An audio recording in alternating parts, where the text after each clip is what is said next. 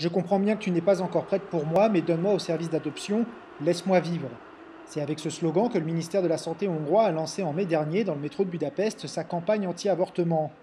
Pour le Parti populaire démocrate chrétien, qui fait partie de la coalition politique conservatrice au pouvoir, on revendique cette initiative au nom du respect de la vie. La plupart des femmes n'ont pas vraiment d'informations sur la première phase de la vie humaine. Cette campagne s'adresse donc aux femmes qui sont prêtes à mettre au monde un enfant, mais qui ne peuvent pas l'élever.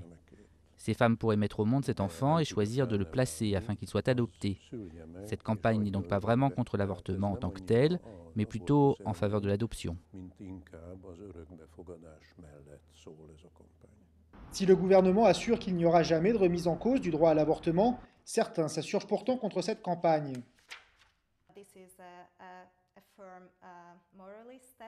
Il s'agit d'une approche moraliste, de faire de cette question une question de morale plutôt qu'une question de droits de l'homme.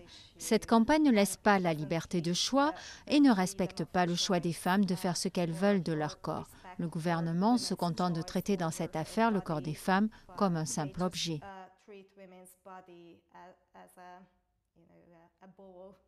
Le nombre d'avortements est plus élevé en Hongrie qu'en Europe occidentale.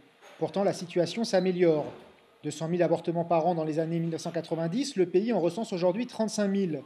Des progrès réalisés grâce à un meilleur accès des populations aux moyens contraceptifs, des efforts qu'il faut maintenir.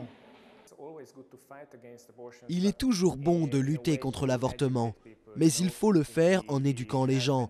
Vous savez, si on met l'accent sur une meilleure éducation à la santé des gens, un meilleur accès aux informations sur la contraception, c'est mieux et le nombre d'avortements diminue.